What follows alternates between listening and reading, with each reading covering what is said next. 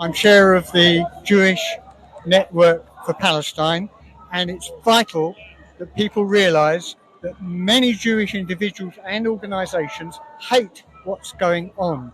It's not Jew versus Muslim, it's oppressors versus the oppressed. And it started in 1948 when Israel was founded on violent theft of Palestinian land and lives.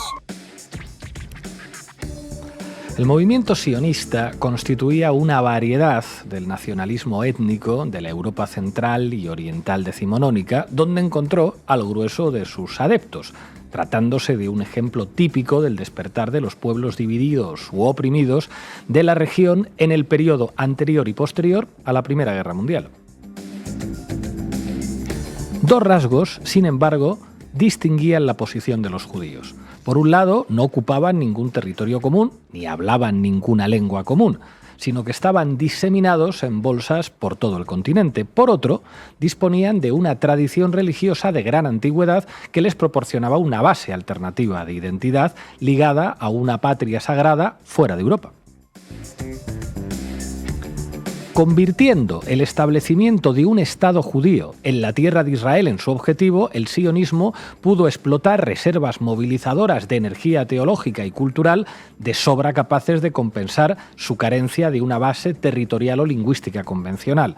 No obstante, los obstáculos para la creación de un Estado-nación a miles de kilómetros de distancia de la ubicación de sus integrantes, en un terreno habitado desde hace tiempo por otros, bajo el dominio de un Estado enorme, Gran Bretaña, que representaba a otro credo religioso, hubieran resultado insuperables de no haber sido por un factor adicional que haría del sionismo algo más que otro mero movimiento nacionalista de la época. Sociológicamente, los judíos de Europa presentaban una acusada polarización. En Europa del Este, sobre todo en Polonia y en Rusia, la mayoría de ellos, como los ancestros de Levín, eran población pobre y oprimida y estaban expuestos a la humillación y al peligro que entrañaba todo prejuicio hostil proveniente del antisemitismo cristiano. Se hallaban en una posición peor que la de la más oprimida de todas las demás nacionalidades de la zona. Por otro lado, en Europa occidental no solo contaban entre sus filas con muchos miembros de la alta clase media, la burguesía propietaria e ilustrada, sino también con algunas de las mayores fortunas del continente. En una punta de Europa estaba la aldea judía de Chagall o de Martov, en la otra las altas finanzas de los Rothschilds y de los Warburgs o la carrera de Disraeli. La sombra del antisemitismo se proyectaba sobre todos los judíos, con independencia de qué cimas de riqueza o poder pudieran llegar a alcanzar, conectando las categorías de vida superiores con las inferiores, tal y como hizo patente el asunto Dreyfus, el episodio detonante del sionismo. Pero durante la Belle Époque, el grupo mejor situado de los judíos europeos disfrutó de una entrada a los círculos dominantes de la Europa imperialista inimaginable para cualquier otra nacionalidad oprimida de la época. Sin esta doble determinación paradójica, desde arriba y desde abajo, el sionismo nunca hubiera podido llevar a cabo sus objetivos. Esta explicación paradójica es de Perry Anderson y la hace en un artículo de hace algunos años en la Newler Review, en un editorial que lleva por título Precipitarse hacia Belén. Hoy en La Base te explicamos qué es el sionismo. Bienvenidas y bienvenidos. La Base, con Pablo Iglesias, Sara Serrano, Manu Levín e Ina Afinogénova. Bueno, hoy en La Base seguimos con una voluntad periodístico-pedagógica, porque para nosotros el periodismo tiene que ser capaz de explicar las cosas, y vamos a explicar un concepto que está muy presente en la actualidad, que es el sionismo, que podríamos definirlo de una primera manera como la ideología de Estado de Israel y lo que vendría a justificar la presencia de Israel en lo que fue el territorio de Palestina. ¿Qué nos tienes preparado, Sara Serrano? Bueno, pues vamos a analizar el origen histórico del sionismo para tratar de entender en qué consiste este proyecto, y vamos a ver que existe una cosa que se llamó sionismo socialista, que se autodefinía como obrero y que se ubicaba ideológicamente en la izquierda. Manu Levín, ¿qué nos tienes preparado? Bueno, hemos visto ya aquí en demasiados programas el cerco mediático que hay en los grandes medios de comunicación contra todo aquel que apoye la causa palestina, pero hoy vamos a ver un país en el que lamentablemente ese cerco mediático ha llegado a un nivel indecente. Enseguida veremos de cuál se trata. Y en este caso, Ina Finogénova nos va a llevar de viaje, en este caso, para que aprendamos que el sionismo no solamente es una cosa de judíos, hay sionistas evangélicos, ¿verdad? Hay sionistas cristianos, sí. Vamos a conocer a los amigos, los mejores amigos del Estado de Israel, tal y como se refirió Netanyahu a ellos, y veremos que son centenares de millones. Y hoy vamos a contar con Liliana Córdoba Kacherginsky. Ella es judía, pero es la fundadora de la Red Judía Antisionista. Arrancamos, Xavi. La base de datos. Informa Sara Serrano. Adelante. El sionismo surge a finales del siglo XIX como respuesta a la ola de antisemitismo que estaba recorriendo Europa. La situación de los judíos en el este de Europa, donde se concentraban 2/3 de la población judía mundial, era insostenible. 6 millones de judíos vivían aislados, bien en guetos de las ciudades como el de Varsovia, que suponía el 20% de la población total de la ciudad, o en Setel, aldeas de mayoría judía muy extendidas en países como Lituania, Polonia, Ucrania o Rusia. Vivían bajo la tutela del zar y su situación económica era desastrosa. No tenían derecho a poseer tierras y no se les permitía trabajar en el creciente sector industrial. Además de los pogromos y linchamientos, los judíos del este sufrían un antisemitismo institucional. No tenían derecho a ser trabajadores públicos, tenían plazas limitadas en universidades y profesiones liberales y pagaban más impuestos. Es en este contexto de antisemitismo en el que surgirá el sionismo. Sí, sin embargo, su origen no tuvo nada que ver con los guetos y los stels. Su fundador, el periodista y dramaturgo Theodor Herzl, era un burgués judío que se consideraba completamente asimilado en la sociedad austriaca. El desencadenante de su proyecto sionista no fue la situación de los judíos de los Estel, sino el incidente Dreyfus, un caso de espionaje que desencadenó una campaña nacional de antisemitismo y de persecución del judío traidor en Francia. Por aquel entonces, Herzl trabajaba de corresponsal en París y fue uno de los pocos periodistas a los que se le permitió asistir al proceso y al juicio de Dreyfus. Fue testigo de primera mano de las acusaciones, insultos y humillaciones a los que fue sometido y de la reacción antisemita que desencadenó. En su libro El Estado judío, publicado apenas 2 años después del affaire Dreyfus, Herzl concluía que, a pesar de que los judíos de Europa habían tratado honradamente de desaparecer, integrándose en los pueblos que les rodeaban, seguían siendo tachados de extranjeros. Claro, la construcción de los estados-nación modernos europeos pues, se hizo a expensas de las minorías y, en particular, de los judíos. Para Herzl, la única solución era renunciar a la asimilación para construir un Estado propio, es decir, un Estado judío. Pero para eso hacía falta un territorio y un lugar en el que establecerse. Herzl propuso la tierra de Sion, Palestina, a la que consideró la cuna del judaísmo. Aunque el sionismo creó toda una mitología histórica para justificarlo, los motivos que llevaron a elegir este enclave fueron bastante más prosaicos. Europa quedaba descartada y, en cambio, Oriente Medio, con el Imperio Otomano en declive, ofrecía más oportunidades. La experiencia colonial francesa, que Herzl conocía bien, le sirvió de ejemplo. Francia, con el pretexto de la existencia de una fuerte comunidad cristiana en el Líbano, había logrado que el Imperio turco le concediera un protectorado. De este modo, la región del Monte del Líbano se convirtió en un enclave colonial francés. Bueno, la propuesta de Herzl iba en la misma línea, aprovechar la decadencia del Imperio turco para establecer una colonia judía en Oriente Medio que algún día pudiera convertirse en un Estado independiente y hacerlo bajo la protección de una potencia europea. En su libro La invención de la tierra de Israel, publicado en España por Acal, Shlomo Sand se cuestiona las bases del proyecto sionista de construcción de un Estado propio, la existencia de un etos judío. Si queremos ser coherentes y lógicos con nuestro entendimiento del término pueblo, dice Shlomo Sand, entonces referirse a un pueblo judío es tan extraño como hablar de un pueblo budista, un pueblo evangélico o un pueblo bahá'í. Un destino común de portadores de una creencia compartida, unidos por una cierta solidaridad, no les convierte en un pueblo o en una nación. Como en el caso francés, el proyecto sionista era eminentemente colonial y no hacía ninguna concesión a los habitantes de las tierras que iba a ocupar.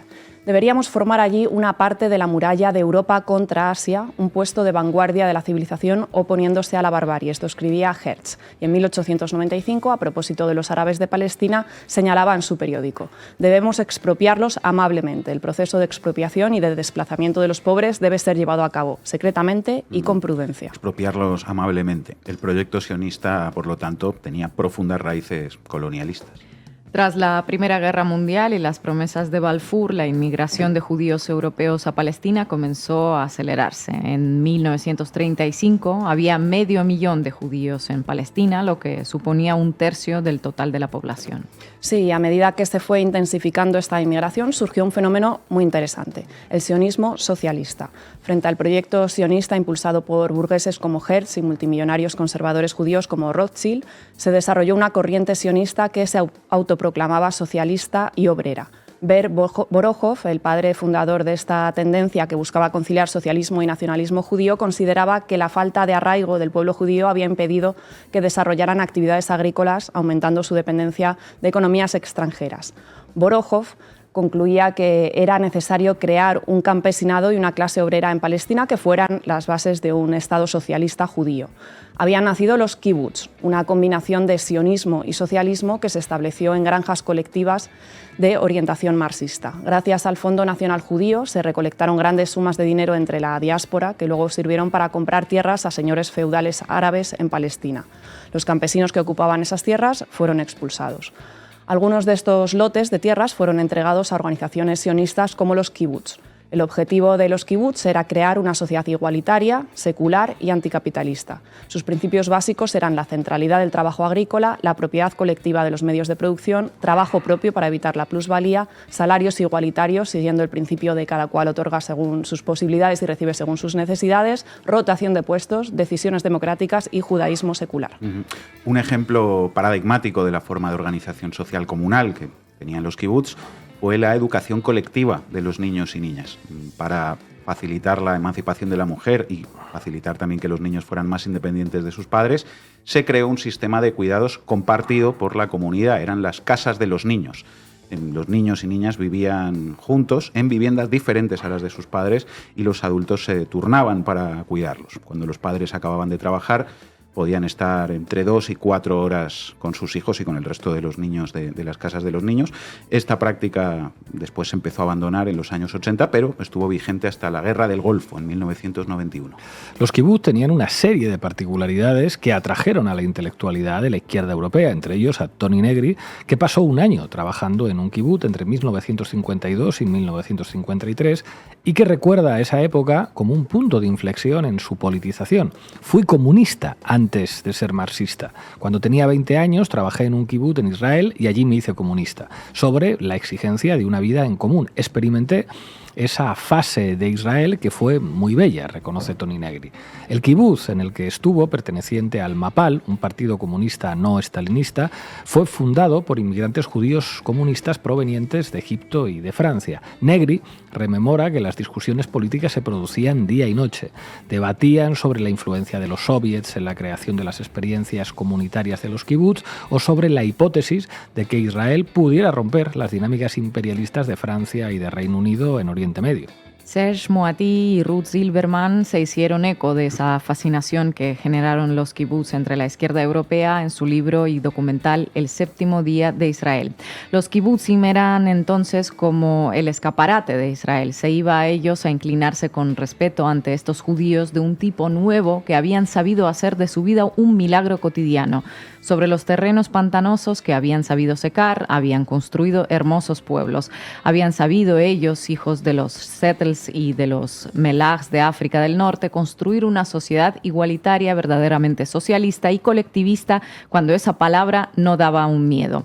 Habían llegado a Palestina animados por el sueño de un hombre nuevo. Bueno, a pesar de todo, diferentes autores consideran que el sionismo socialista se asentaba también sobre una experiencia colonial y que los kibutz, además de granjas de la utopía socialista, también se convirtieron, con su propia organización paramilitar, en fortalezas bien armadas frente a la población árabe. En la Guerra de los 6 días, por ejemplo, murieron 800 soldados israelíes, de los cuales 200 eran de los kibutz. Actualmente los kibutz han dejado de representar esa reserva ideológica del socialismo y la mayoría de ellos abandonaron los principios cooperativistas. Ahora funcionan como empresas privadas y la familia nuclear ha sustituido a la vida comunitaria. A día de hoy hay unos 270 kibbutz en Israel que aglutinan a unas 125.000 personas, el 3% de la población de Israel.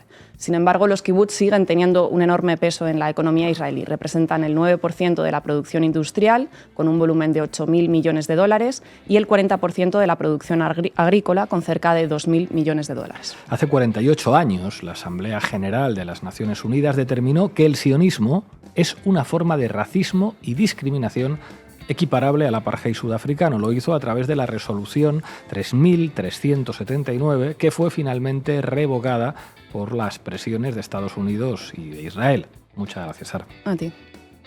Vogliamo la libertà di tutti, compresi anche gli ebrei. E non siamo mai stati contro gli ebrei, ma siamo contro i sionisti. Manu Levin, adelante. Vamos, compañeros. Titulares al banquillo. El análisis mediático de Manu Levin. Como hemos analizado aquí en repetidas ocasiones, una parte fundamental, esencial, de la propaganda del Estado de Israel para justificar el genocidio en Gaza y en general la ocupación de territorios palestinos es la identificación del sionismo y del Estado de Israel con los judíos y, por consiguiente, la identificación del antisionismo con el antisemitismo o antijudaísmo, habría que decir en realidad, porque los palestinos, los árabes, también son semitas, ¿no? El relato pro-israelí se esfuerza mucho por mantener esa identificación, incluso cuando, como hemos explicado aquí también, resulta que los sectores políticos que hoy apoyan a Israel y ven en ese Estado la encarnación de su proyecto político son Abascal, Meloni, Le Pen y todos los fascistas y los antisemitas de toda la vida. Hemos visto directamente a mercenarios con símbolos neonazis que han ido a luchar en las filas sionistas o a individuos también que se enfrentan y que provocan a manifestantes pro-palestinos haciendo el saludo nazi, como sucedió hace unos días en Alemania, ¿no? Lo cual da que pensar.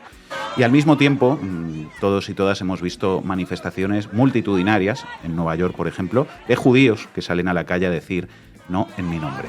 Hechos como estos, junto a lo que representa en sí mismo lo que está haciendo el ejército de Israel en Gaza, que es muy difícil de ocultar en esta época en la que la información, las imágenes y los vídeos fluyen por las redes sociales, pues provocan, lógicamente, que esa propaganda que trata de identificar antisionismo con antisemitismo haga aguas y que mucha gente se empiece a plantear pues que no debe de ser lo mismo, ¿no? Una cosa que la otra. Y de hecho, en los últimos días hay un montón de piezas en la prensa que tratan precisamente de explicar las diferencias entre los distintos términos y conceptos. Algunos titulares que os traigo. National Geographic, judío, hebreo, israelita, sionista, ¿qué quiere decir cada uno y cuál es la diferencia? CNN, ¿qué es el sionismo? Diferencias y puntos de contacto con los judíos y los israelíes. El Economista, ¿qué es el sionismo? Estas son las diferencias entre un judío y un sionista. Muy interesante. ¿Es lo mismo sionismo, semitismo y judaísmo? Guía para entender las diferencias entre estos términos. Más, Infolibre. Semitismo y sionismo. Diferencia sangrienta. Diario As. ¿Israelí o israelita? ¿Sionista, hebreo, judío o semita? Una breve guía para entender en qué se diferencian. Y una más. BBC.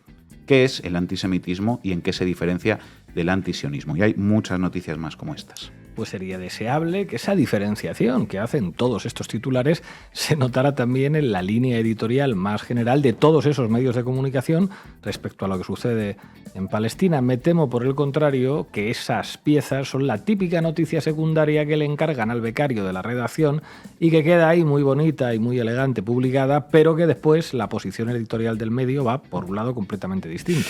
Yo me temo que es así, efectivamente, pero al menos, es justo decirlo, alguien en esos diarios ha entendido que era necesario y que era importante explicar a sus lectores la diferencia entre una cosa y otra, aunque solo sea pues, de cara a la galería o para ganar clics.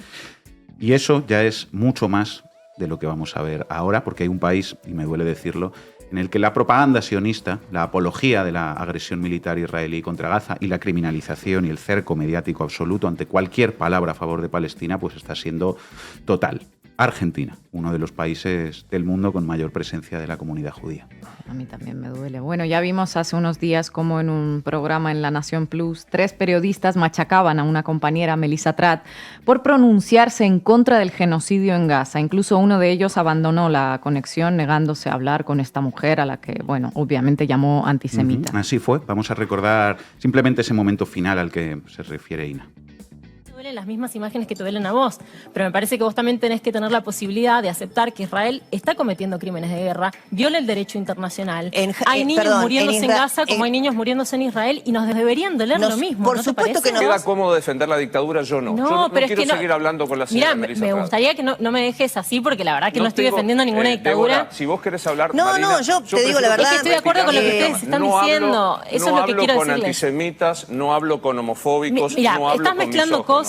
Yo soy una persona. Gracias, mira, yo soy de Débora, San Juan muchas y te puedo asegurar que iba a las plazas para que el matrimonio igualitario. Alucinante. Así, queridos amigos, es como se construye un clima mediático macartista y asfixiante contra cualquiera que ose expresarse contra la propaganda oficial, en este caso de Israel en Argentina.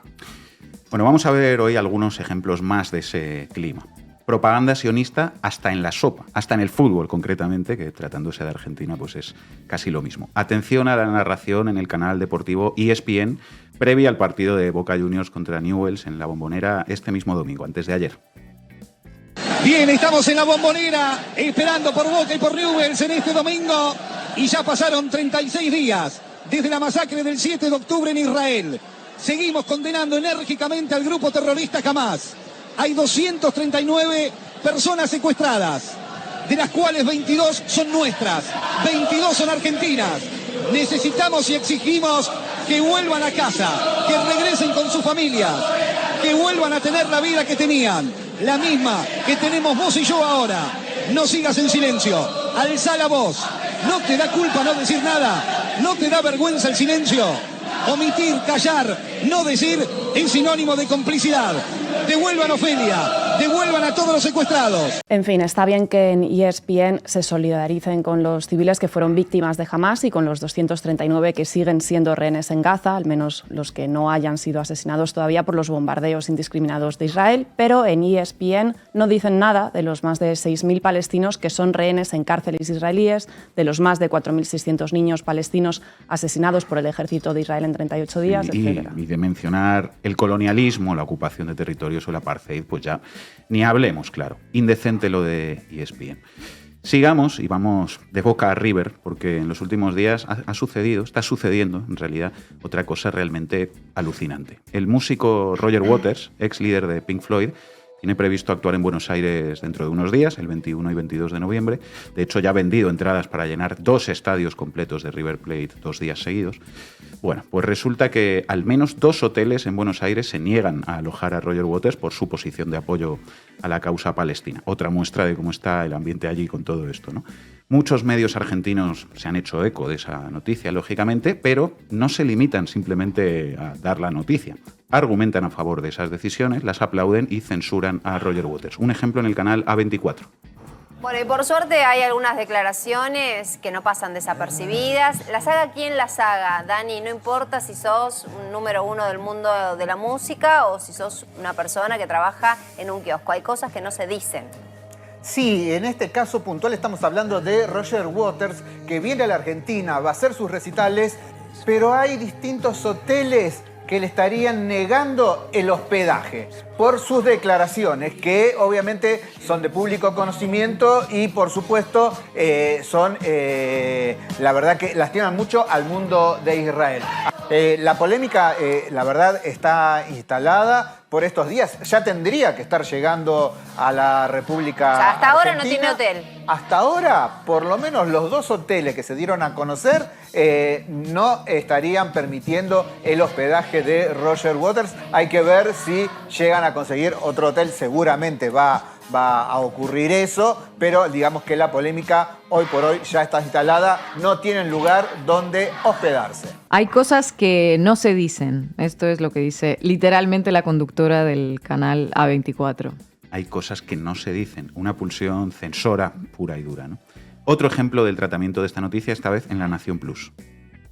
Los hoteles 5 estrellas, por lo menos 2, no lo quieren recibir en la Argentina. Contanos, Maxi.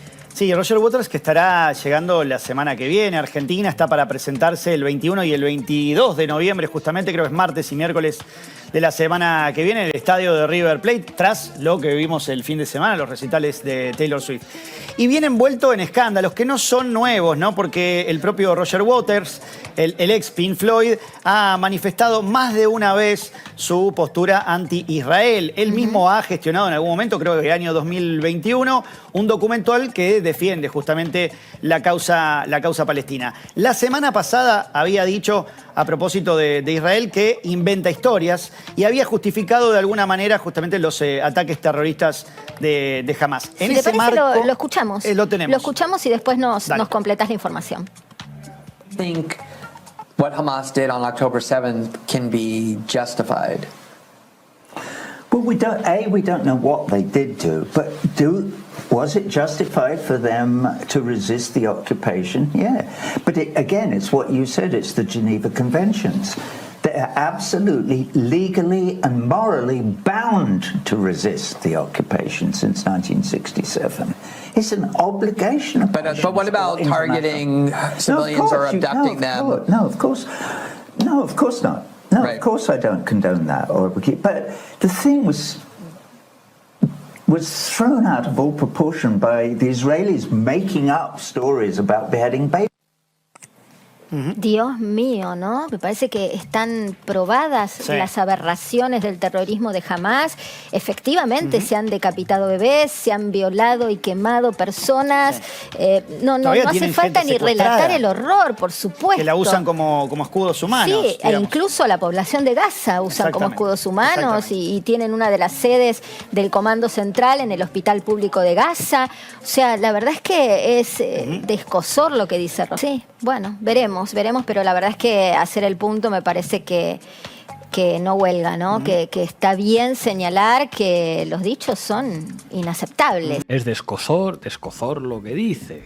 Los dichos son inaceptables. Es que esto es alucinante. Les da igual que Roger Waters diga que no apoya que se asesine a civiles israelíes, lo dice claramente, y aún así se le tiran al cuello. Lo tratan poco menos que de terrorista y expresan su simpatía con la cancelación de los hoteles simplemente por defender las vidas de los palestinos, que a estos periodistas de nacionalidad argentina parece que no les importa. Si los niños son argentinos, entonces hay derecho a matarlos. Y por supuesto, propagando todos los bulos y los elementos clave de la propaganda del genocidio, que es una lucha contra el terrorismo, que es y los bebés decapitados, las bases de Hamas en los hospitales para justificar desde el periodismo argentino que se bombardeen hospitales, los palestinos son escudos humanos, pues hay que decirlo claramente. Son delincuentes con carné de periodista estos señores de Argentina. Claro, es como todos los bulos, ¿no? Puestos así uno detrás de otro, y eso es importante porque Roger Waters, lo hemos escuchado, no justifica los ataques contra civiles. La Nación Plus sí, porque difunde todos los argumentos, entre comillas, que sirven para justificar el genocidio contra el pueblo palestino, la lucha contra el terrorismo, los escudos humanos, las bases en hospitales, etc. Eso sí es justificar el asesinato de civiles. Más ejemplos de la propaganda sionista y en defensa de la masacre en Gaza en La Nación Plus. Sucedió tras el debate de candidatos para la primera vuelta en las elecciones en Argentina. Dime las imágenes previas del debate anoche, previas al debate. ¿Qué estaba haciendo la izquierda? Sacándose una fotito con la bandera de, mirá, fíjate, la bandera de Palestina. Poneme la imagen de ayer, mira, no, esto es la imagen de hoy. Esto de hoy, claro. Esto de hoy. Yo te digo la imagen del debate en la Facultad de Derecho, donde estaba el Frente Izquierda sacándose una foto con la bandera de Palestina. Pero Biasi, la señora Biasi, candidata jefa de gobierno, y la gente que la acompaña entró con una remera con la bandera de Palestina. Ahí la tenés. Esta es la discusión con Feynman. Esta es la discusión tremenda con Eduardo Feynman. ¿Qué estaba haciendo la izquierda? Sacándose una fotito con la bandera de Palestina. Su portavoz entró con una remera con la bandera palestina, dice muy indignado un presentador, un periodista de La Nación Plus, que además tiene una bandera del Estado de Israel encima de la mesa del plató. Un intento evidente de trasladar a su audiencia que la bandera palestina es un símbolo prohibido y, por lo tanto, un intento evidente de criminalizar toda muestra de solidaridad con el pueblo palestino y de presentar a todo aquel que use la bandera como alguien que hace apología del terrorismo. Habría que decir lo contrario. Si ven ustedes un periodista con una bandera de Israel, tienen ustedes a un defensor de los crímenes de guerra. Así están las cosas. En ese corte que acabamos de escuchar se referían a su vez a lo que pasó también en La Nación Plus cuando su presentador Eduardo Feynman entrevistaba a Vanina Abiasi del Frente de Izquierda. Feynman machacó a su entrevistada preguntándole 50 veces si condenaba a Hamás mientras ella intentaba sin éxito poder decir algo y acabó mostrando a cámara un cartelito que decía "Todos somos Israel". Es este tipo, Eduardo Feynman, que en otra ocasión se puso en la solapa la estrella de David con la que los nazis marcaban a los judíos en Alemania y colocó sobre la mesa una bandera de Argentina junto a una bandera de Israel. Algo que a su vez fue alabado por otros medios de comunicación, por ejemplo Clarín, que tituló "El impactante gesto de Eduardo Feynman en solidaridad con Israel en su lucha contra el terrorismo". En la tarde de hoy, martes, Eduardo Feynman conmovió con un gesto en apoyo a Israel. Bueno. Otro medio, D-News, entrevistó a Feynman a raíz de ese momento con Vanina Abiasi y el presentador de La Nación Plus dijo cosas como esta. Quien lo entrevistaba, Eduardo Feynman, de los periodistas más populares y reconocidos que tiene hoy la República Argentina, que está en comunicación con nosotros. Eduardo, acá lo saluda Darío Mizrahi. ¿Qué tal? ¿Cómo va, Ariel? Un abrazo muy, muy grande, un gusto. Bueno, Eduardo, me interesa mucho la reacción que tuvo. ¿Cuál fue su primera impresión cuando la vio a Abiasi vestida de esa manera y cuando la escuchó que empezaba a hablar con estos argumentos? La primera impresión fue asco. La segunda fue pensar de un aprovechamiento político en un momento importante como puede llegar a ser un debate presidencial, ¿no? Una provocación, eso es lo que sentí también. Fue una provocación en medio del debate presidencial. Yo tengo muy, muy claro de qué lado hay que estar. Hay que estar de los buenos y no del lado de los malos. La izquierda aquí en la República Argentina, desgraciadamente, está del lado de los terroristas, no de las democracias libres del mundo. Además, la izquierda en este país se jacta y se vanagloria de ser amigos de Palestina, en realidad de los grupos, de las organizaciones guerrilleras y terroristas palestinas, no del pueblo palestino. En realidad, siempre recordemos que Hamás o Hezbollah utilizan a los pueblos para escudarse en ellos, ¿no? Y básicamente porque estas organizaciones de izquierda en la Argentina también apoyan a Irán. La candidata de izquierda buscó provocar al llevar una bandera palestina, decía el rótulo que aparecía en pantalla durante la entrevista. Llevar una bandera palestina es provocar. Así es, lo demás, pues ya lo hemos escuchado, que le da asco, que la izquierda está con los terroristas, solo le faltó decir que al Frente de Izquierda lo financia Irán, también como a Podemos. En fin, un corte más que quiero que escuchemos de esa misma entrevista de Feynman, volviendo al planteamiento inicial del programa de hoy. Dale, Xavi. Y lo más triste es leer cómo aflora el antisemitismo en la República Argentina con temas como estos, ¿no? Siempre que el Estado de Israel es atacado, afloran las peores cosas, ¿no? El antisemitismo, la judeofobia, el nazismo en la República Argentina. Eduardo Feynman, que se pone la estrella de David en el pecho para defender una masacre en Gaza, está muy preocupado por el antisemitismo. Si algo va a provocar antisemitismo, Feynman, es gente como tú.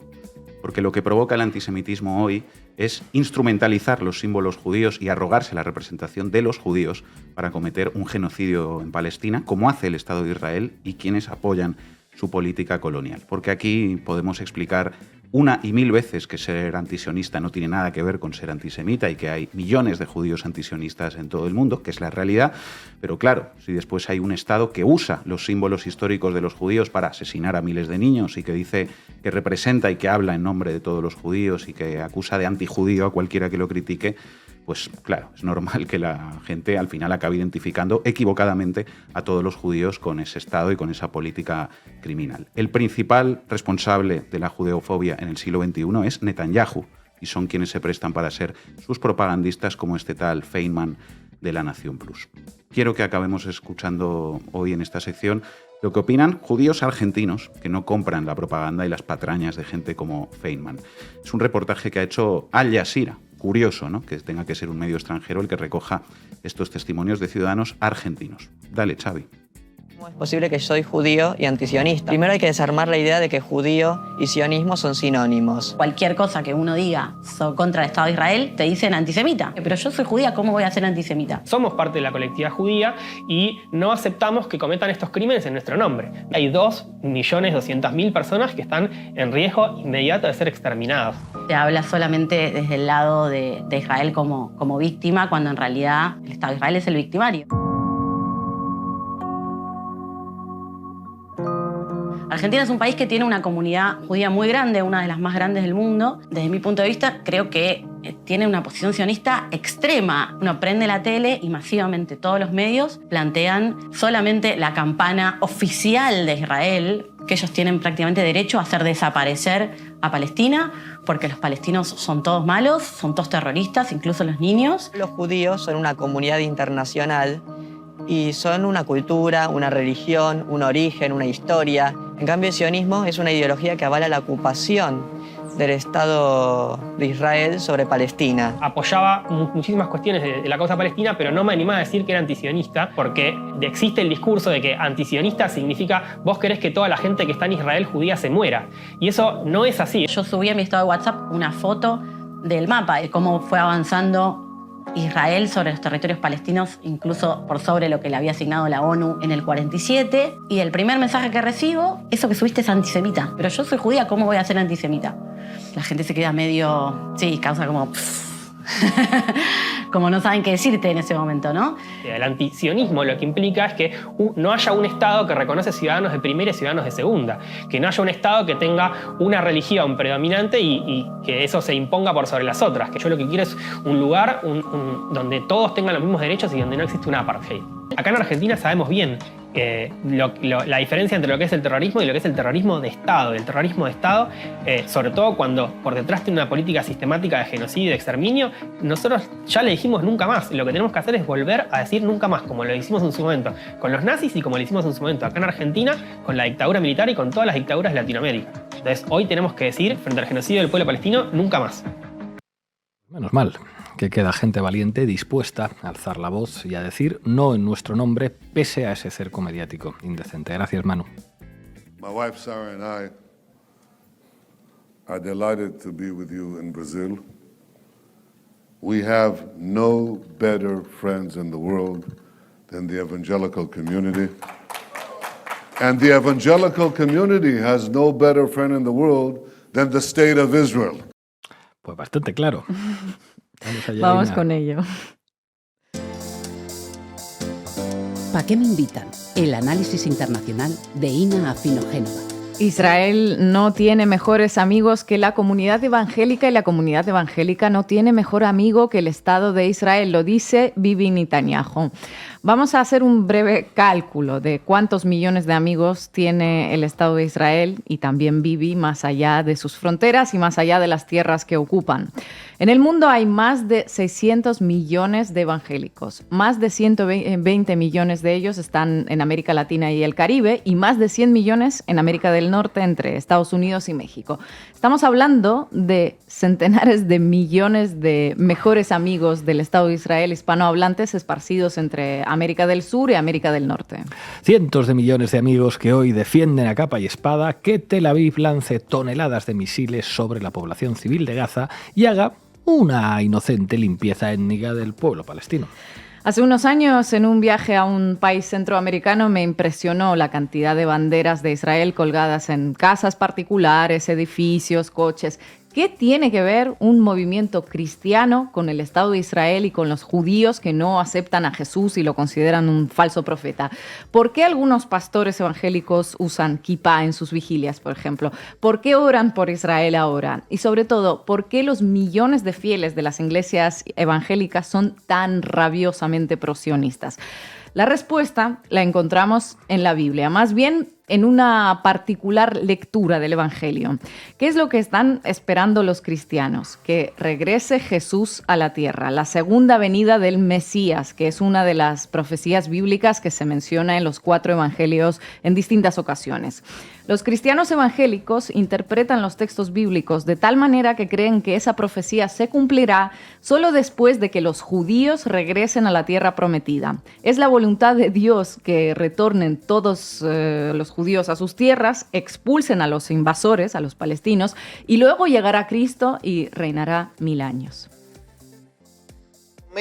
Israel está en un conflicto con ese grupo terrorista llamado Hamas. Por eso hoy vamos a ver cómo podemos orar por esa nación. Israel será indestructible. Todas las naciones que ataquen a Israel van a caer. Todas las naciones que ataquen a Israel van a caer. Israel es el centro del planeta. Y obviamente si Israel desaparece, todo desaparece. Por eso es que Israel debe estar ahí. Israel debe estar ahí y punto, argumento de autoridad. Citan a Isaías 40 que dice: consolad, consolad a mi pueblo, dice vuestro Dios.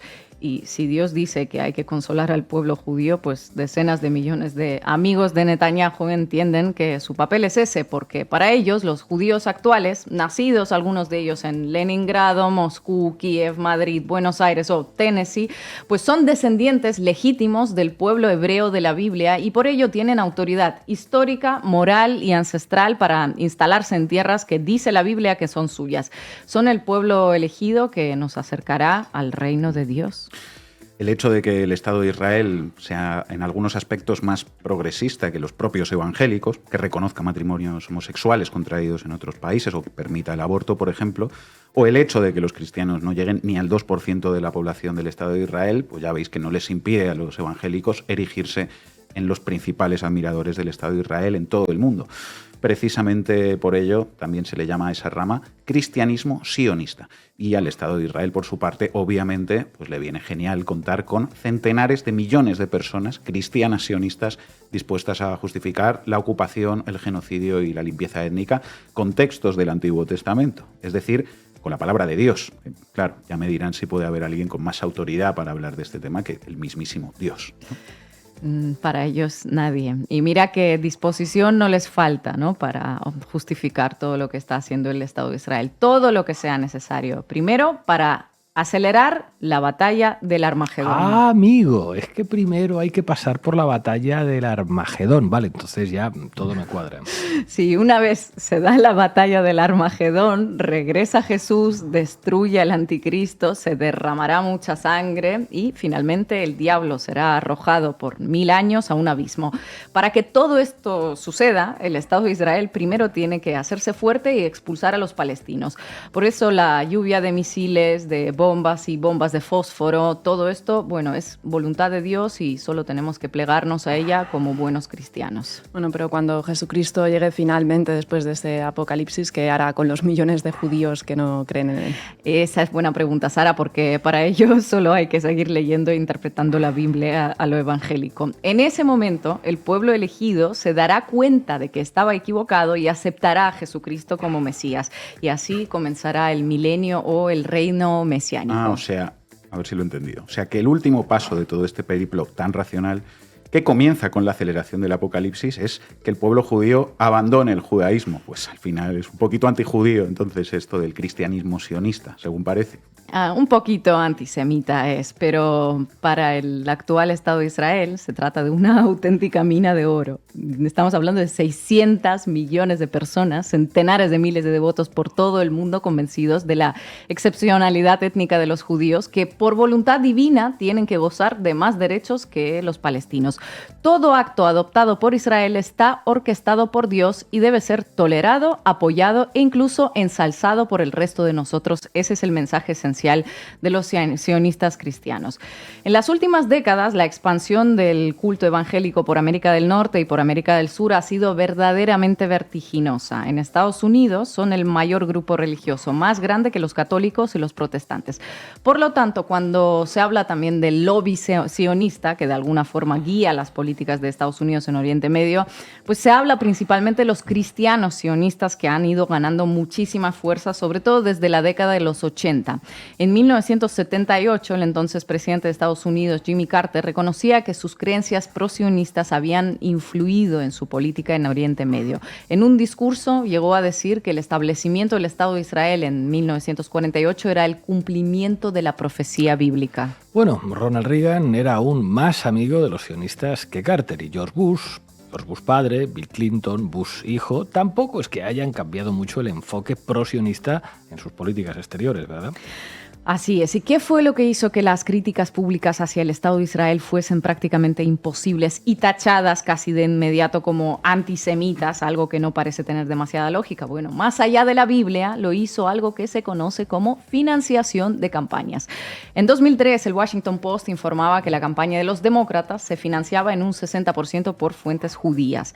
En Latinoamérica, con la expansión de la influencia de los evangélicos, las políticas pro-sionistas han ido tomando cada vez más fuerza. No solo hablamos del Brasil de Bolsonaro, también de Centroamérica. ¿Cuáles son los dos países del mundo que reconocen a Jerusalén como capital de Israel? Bueno, Estados Unidos, que lo reconoció durante la presidencia de Donald Trump. Y Guatemala. Guatemala, ese pequeño país centroamericano donde el porcentaje de creyentes evangélicos es del 43%. El enemigo de Israel es el enemigo de Guatemala, decía el presidente Alejandro Yamatei en 2019. Cualquiera diría que el enemigo de Guatemala es el propio Yamatei, pero bueno, dejémoslo ahí. Por su parte, el expresidente de Honduras, Juan Orlando Hernández, preso actualmente en Estados Unidos por acusaciones de narcotráfico, también movió la embajada de su país a Jerusalén, siguiendo los pasos del amo del norte, claramente, y persuadido por grupos evangélicos. El gobierno de Xiomara Castro consideró regresarla a Tel Aviv, pero de momento ahí sigue. Así que tenemos a centenares de millones de personas por el mundo apoyando la limpieza étnica de los palestinos. Ingentes cantidades de dinero provenientes de las donaciones para que cada vez sean más. Lobby político pro-sionista para que países enteros definan su enfoque en Oriente Medio a favor del Estado de Israel. Y todo para que llegue la batalla del Armagedón acompañado del Apocalipsis. Para que llegue el Armagedón, el Apocalipsis y luego el Mesías. Allí es cuando los más de 600 millones de amigos de Netanyahu por el mundo vivirán un milenio de felicidad. Y mientras nada de esto se materialice, pues hay mucho dinero evangélico moviéndose, tanto de las donaciones como de los tours que organiza el Estado de Israel para devotos cristianos de todo el planeta.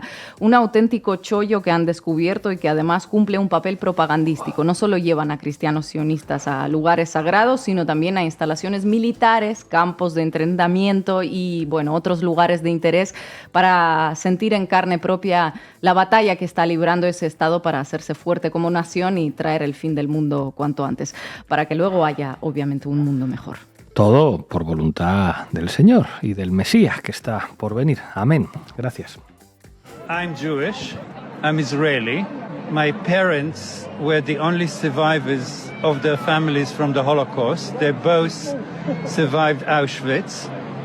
I'm not going to support genocide. Tremendo testimonio. Bueno, hoy nos acompaña Liliana Córdoba. Liliana, muchísimas gracias por atender a la base. Hola, gracias a ustedes y gracias por este programa que están haciendo. Liliana, eres hija de un judío comunista que combatió a los nazis en Lituania durante la Segunda Guerra Mundial. Viviste 14 años en Israel. ¿Qué es lo que te llevó a fundar la Red Internacional Judía Antisionista?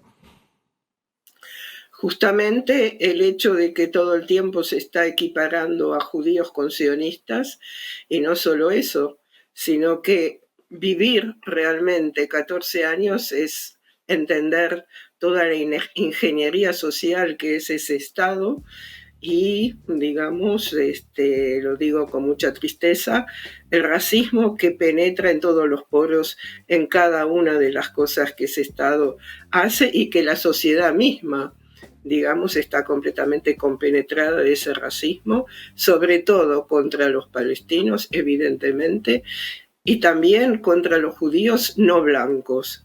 Diferente, muy diferente el antirracismo de con una clase, digamos, con una categoría social que con otra, pero digamos que la cuestión, sí, de la impronta racial es, digamos, intrínseca al proyecto sionista y que se encarna en el Estado de Israel y sus políticas. Encantada de saludarte, Liliana. Yo quería preguntarte sobre tu opinión sobre la experiencia de los kibbutz y del sionismo socialista y si crees que se puede hablar en algún caso de un sionismo de izquierdas como se ha sostenido en alguna ocasión. Bueno, la verdad que nunca existió. Existió teóricamente un sionismo de izquierdas, pero en la práctica fue realmente una parte completamente intrínseca a toda la estructura colonial.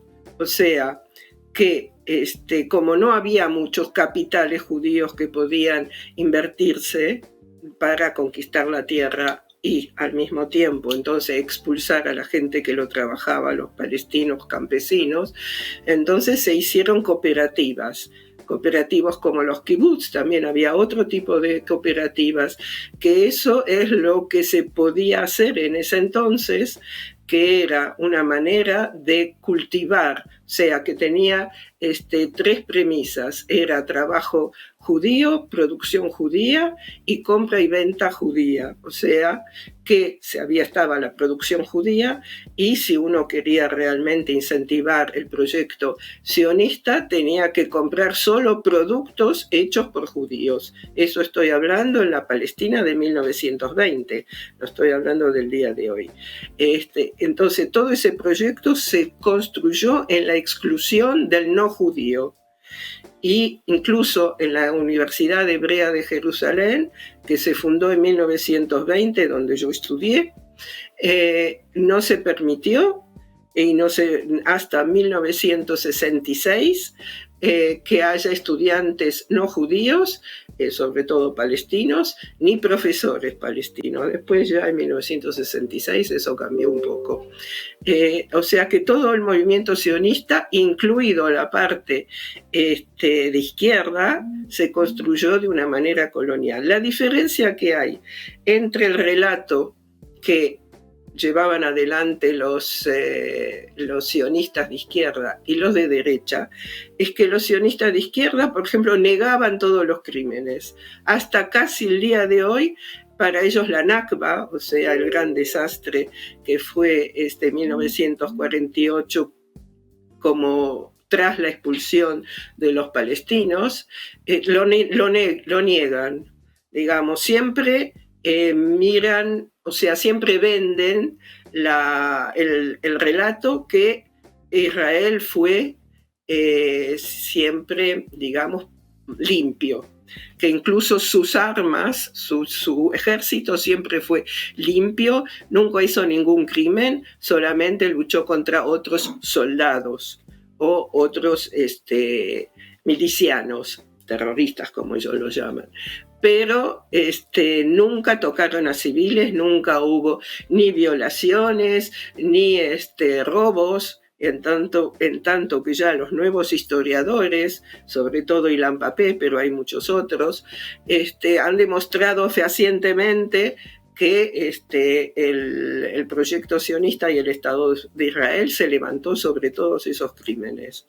Incluso hoy en día, para decirles, en la biblioteca de la Universidad Hebrea de Jerusalén está lleno de libros y otros documentos robados de las casas de los palestinos cuando el ejército judío y después israelí entró en sus casas.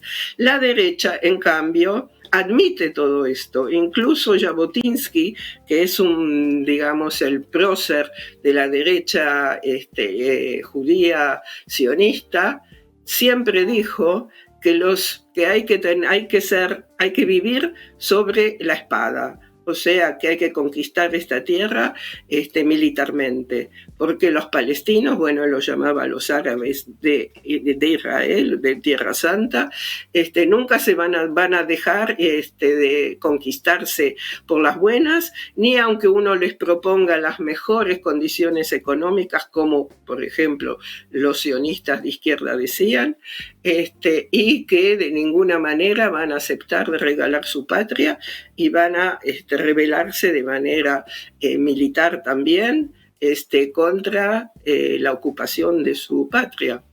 Entonces vemos que hay una diferencia, pero para la socialdemocracia, que fue, digamos, la que sostuvo, la que apoyó la creación del Estado de Israel con las potencias coloniales, siempre les pareció un relato mucho más adaptado a lo que ellos buscaban.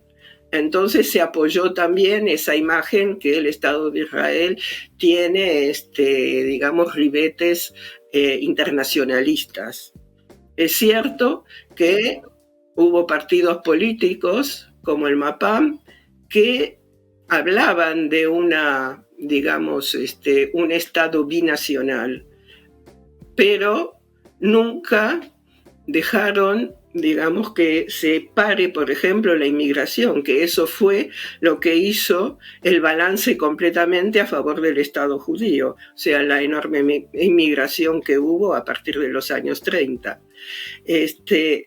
Y entonces podemos decir que mismo la izquierda sionista no vio digamos, en la identidad palestina un ser que tiene reivindicaciones nacionales.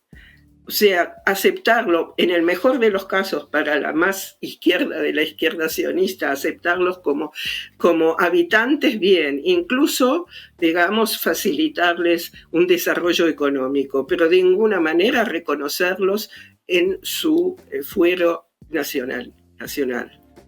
¿Qué tal, Liliana? Buenas tardes, ¿cómo estás? Justamente al hilo de esto último que estás diciendo, ¿no? Sobre la condición de nación o de un pueblo, digamos, con derecho a la autodeterminación, te quería preguntar por un punto, ¿no? Hay un discurso sionista que plantea el sionismo no tanto desde coordenadas religiosas, ¿no? Como la tierra prometida al pueblo judío, sino desde posiciones, podríamos decir, más progresistas, liberales, laicas, ¿no? Como un movimiento de liberación nacional de un pueblo que tiene derecho a la autodeterminación, que sería el pueblo judío. ¿Qué dirías, digamos, frente a ese argumento? Diría que primero tenemos que ver qué quiere decir pueblo judío. Cuando decimos pueblo judío hay como un sentido de nación judía. Consideramos nosotros y tantos otros, ya nombraste a Shlomo Zand, o alguien nombró de ustedes, no me acuerdo quién, y ¿qué quiere decir una nación judía? Hasta el siglo XIX no había una nación, nadie pensaba en términos de nación judía, era una religión. Hasta hoy en día, en todos los países, digamos, del Magreb y del Mashrek, o sea, en todos los países árabes, en los países musulmanes, digamos, en todos los países fuera del hemisferio occidental, se ve absolutamente, sigue hasta el día de hoy la cuestión que los judíos son una religión. En el siglo XIX, con el movimiento de la Ilustración y con, digamos, a partir de 1848, la cuestión de, digamos, un Estado, la visión europea de un Estado-nación y, claro, con, digamos, una profunda... existe una realidad de mucha discriminación para muchos judíos, pero no para todos. Incluso en Europa del Este, ustedes hicieron un poquito, a mi modo de ver, podríamos decir, un cuadro demasiado negro, porque los judíos al mismo tiempo tuvieron muchísima creación en Europa del Este durante mucho tiempo y no todo fue persecuciones, sobre todo en el siglo XIX. Antes, si ustedes van a una biblioteca y ven todo lo que han creado los judíos en Europa del Este desde el 1300 hasta, digamos, el siglo XIX, son bibliotecas y bibliotecas. Y eso no se hace cuando uno está en una situación, digamos, de angustia total. En Europa del occidental, también hubo periodos, sobre todo en la Edad Media, fue realmente nefasto completamente. En España ni hablemos, porque en 1492, conocen bien la historia, se echaron a los judíos y a los moriscos, o sea, a los musulmanes. Fue digamos un periodo muy nefasto. Pero después también hubo periodos muy fastos y, como ustedes también señalaron, había una verdadera burguesía judía que también había en la parte de Europa del Este, generalmente viviendo en las grandes ciudades. Y, por ejemplo, Łódź, que es la segunda ciudad, digamos, de Polonia, todo el tejido industrial, los judíos fueron muy importantes como capitalistas y como explotadores también. Por eso es que el Bund, que es un movimiento socialista judío que surgió en 1903, de obreros, realmente proletariado judío socialista, era uno de los, digamos, sus reivindicaciones era contra los patrones judíos. Y entonces todos esos movimientos no eran sionistas para nada. Bueno, entonces, antisionismo surgió al mismo tiempo que el sionismo. Desde 1897 surge el movimiento sionista. En 1900 ya hay escritos por los rabinos diciendo de que el movimiento sionista no es judío. ¿En qué sentido no es judío? Que justamente quiere hacer un país, quiere tener un estado como todos los otros estados, que no tienen, digamos, ninguna manera de respetar las leyes religiosas, que eso les interesaba a los judíos religiosos, que se puedan cumplir todos sus ritos de una manera tranquila. Y entonces ellos decían, yo digo, a partir de 1900 ya surge el antisionismo judío. No se va a poder de ninguna manera preservar nuestra identidad judía en un estado, digamos, completamente laico y entonces irrespetuoso de todo lo que es la religión. Entonces vemos que continuamos con la cuestión de nación. Entonces, en ese momento, la ilustración que entra dentro de los ámbitos judíos, como dentro del ámbito de los intelectuales, dicen que tenemos características como judíos que podemos considerarlos como una nación. Que eso fue una premisa para que después el movimiento sionista usara esta, digamos, visión para decir, como somos un pueblo, entonces necesitamos nuestra propia tierra. Entonces, bueno, todo el movimiento sionista, así sea religioso, laico, socialista, comunista, liberal, lo que ustedes de todo tipo, dijeron no. Nosotros queremos ser franceses, alemanes, polacos y queremos ser parte de esta sociedad, claro, con una gran diferencia que no queremos asumir todas las discriminaciones de las cuales sufrimos, sino que queremos una sociedad donde las discriminaciones sean eliminadas. Y por eso es que tantos, digamos, próceres dentro del movimiento socialista y comunista son judíos, porque de alguna manera sentían tanto la cuestión de la opresión social como de la opresión comunitaria. Y sí, podemos decir que los judíos son una comunidad, cada uno con sus comunidades. O sea, hay una comunidad de judíos en Marruecos hasta el día de hoy. Hay como varios miles de judíos en Irán, son una comunidad judía.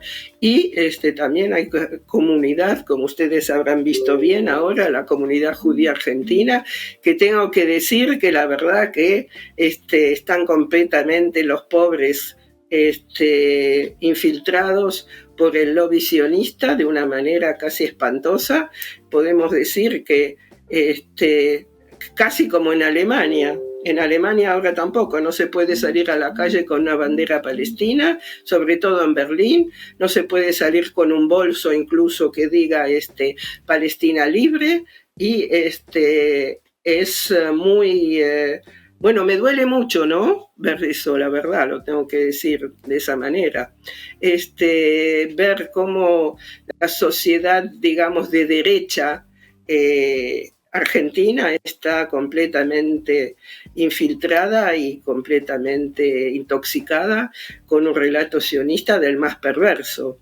Pero hemos alegrías con todo y que hay mucha gente de izquierda que sale de una manera masiva a expresar su solidaridad con Palestina.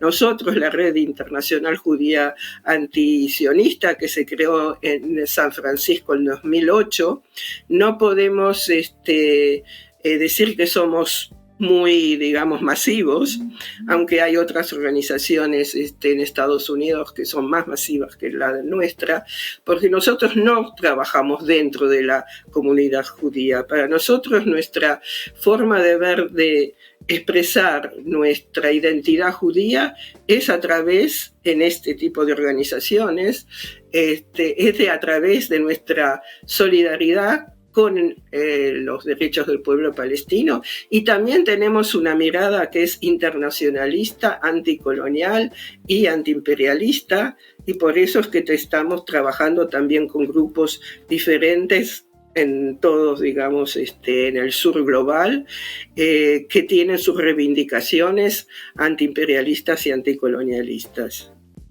Liliana Córdoba Kaczerginski, fundadora de la Red Internacional Judía Antisionista, muchísimas gracias por haber estado hoy aquí en la base. Seguiremos contando contigo en el futuro si te parece bien. Hasta la próxima.